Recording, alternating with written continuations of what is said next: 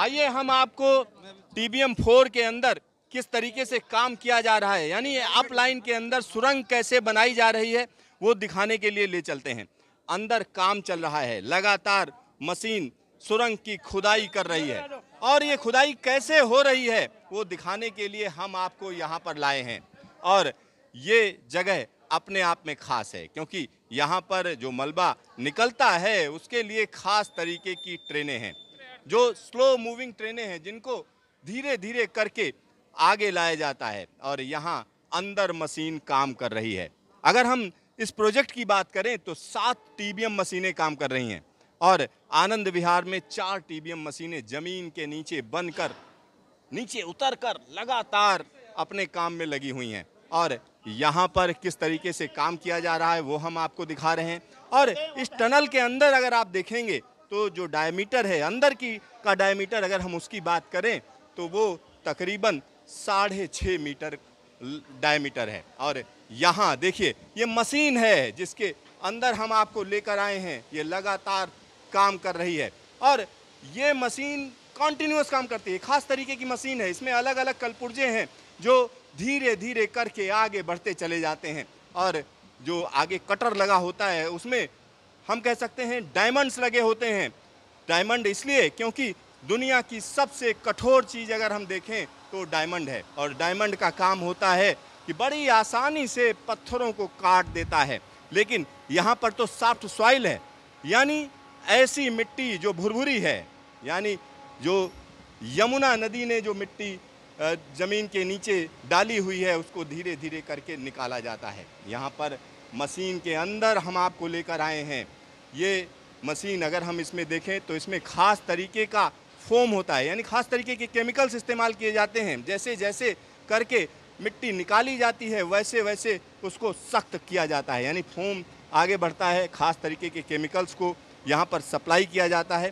तो इसके अंदर हम आपको लेकर आए हैं। और एक और चीज़ हम आपको बताएं, लगातार ग्राउटिंग होती है तो देखिए लिक्विड ग्राउट टैंक भी है, यानी जो ग्राउटिंग के लिए जो मटेरियल है उसका पूरा इस्तेमाल किया जाता है। यहाँ पर एक और चीज़ हम आपको दिखाएंगे कि किस तरीके से आगे क्या क्या काम हो रहा है। अगर हम उसकी बात करें तो उस जगह पर भी हम आपको लेकर चलेंगे जहाँ पर ये काम किया जा रहा है। यहाँ आप देख सकते हैं कि किस तरीके से क्या क्या केमिकल्स सप्लाई होते हैं, किस प्रेशर पर किया जाता है, उसका पूरा नापजोक रखा जाता है। यहाँ अगर इस मशीन की बात करें तो चाइना में बनी हुई टीबीएम मशीन है, यानी चाइनीज़ मशीन है जो ज़मीन के नीचे दिल्ली में काम कर रही है। और दिल्ली में ये जो काम हो रहा है ये अपने आप में ज़बरदस्त है, महत्वपूर्ण है, ज़बरदस्त है। क्यों ज़बरदस्त है? क्योंकि पहली दफ़ा हम कह सकते हैं आरआरटीएस के कॉन्सेप्ट पर काम किया जा रहा है, यानी रैपिड रेल जो दिल्ली एनसीआर के तमाम इलाकों को तेज़ रफ्तार ट्रेनों से जोड़ेगा।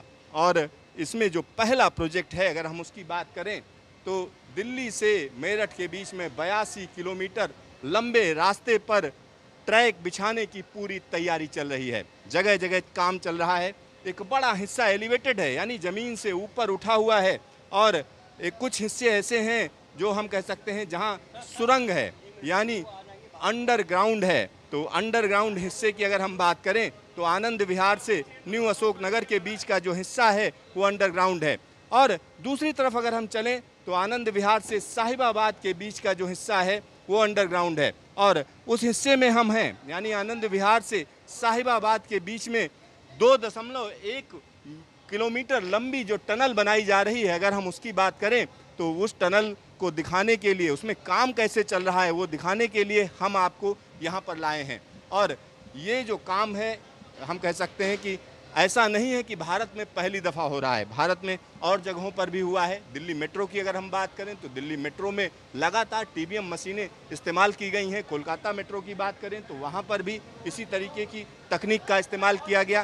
साथ ही साथ अगर हम हिमालय की बात करें तो पहली दफ़ा कर्णप्रयाग और ऋषिकेश के बीच में जो प्रोजेक्ट चल रहा है उसमें भी टीबीएम का इस्तेमाल किया जा रहा है, लेकिन वो टीबीएम जर्मनी की बनी हुई टीबीएम है। यानी कर्णप्रयाग और ऋषिकेश के बीच में जो टीबीएम है वो हम कह सकते हैं कि जर्मनी की बनी हुई है। और बाकी जगहों की अगर हम बात करें तो यहाँ पर एक और चीज़ हम आपको बताना चाहेंगे कि इस जगह की कुछ चीज़ों को हम आपको दिखाएंगे कि किस तरीके से अलग अलग चीज़ों को आप यहाँ पर देख सकते हैं। ये मशीन कैसे काम करती है उसको भी आप देख सकते हैं। यहाँ से हम आपको दिखा रहे हैं कि ये टनलिंग कैसे हो रही है। अगर उसकी सीधा सीधा हम आपको दिखा रहे हैं, ये विजुअल्स आपको हम दिखा रहे हैं कि कैसे ये टनलिंग की जा रही है। ये टनलिंग ज़बरदस्त है, नो डाउट।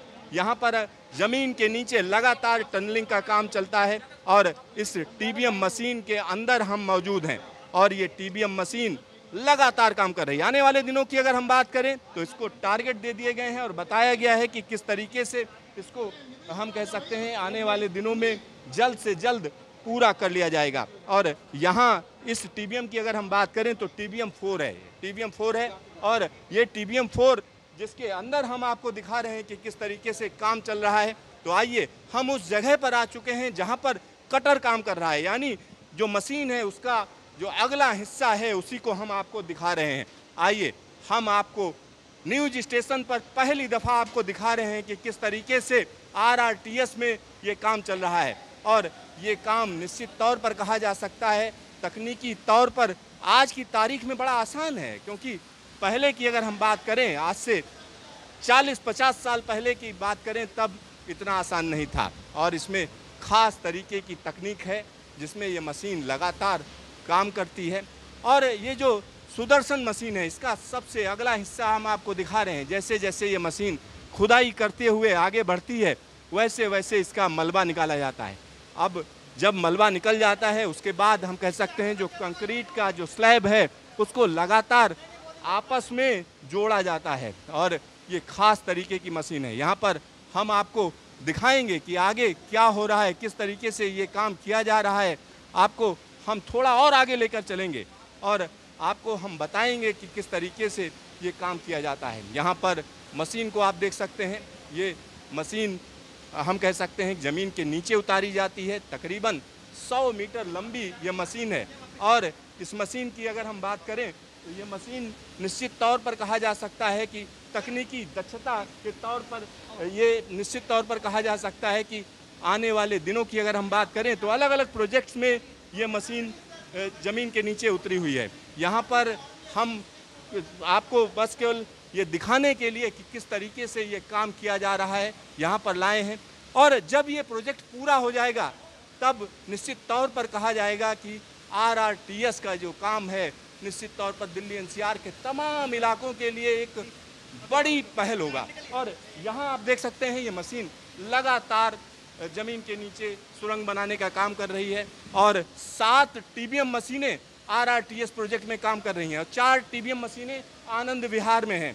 तो ये काम दिखाने के लिए हम आपको यहाँ पर लाए हैं। और आने वाले दिनों की अगर हम बात करें तो आने वाले दिनों में कुछ और चीज़ों को भी हम आपको दिखाएंगे। तो यहाँ इस मशीन की जो कार्यप्रणाली है वो हम आपको दिखा रहे थे। ये मशीन अपने आप में ख़ास इसलिए है क्योंकि ये जैसे जैसे काम करती है वैसे वैसे हम कह सकते हैं टनल बनाने का काम चलता है। और ये देखिए यहाँ से मिट्टी निकालने का काम चलता है, यानी जो अंदर से मिट्टी आती है वो इस कन्वेयर बेल्ट के जरिए सीधा सीधा एक ख़ास तरीके की ट्रेन में लोड कर दी जाती है, यानी मलबा निकालने का काम भी साथ ही साथ चलता रहता है।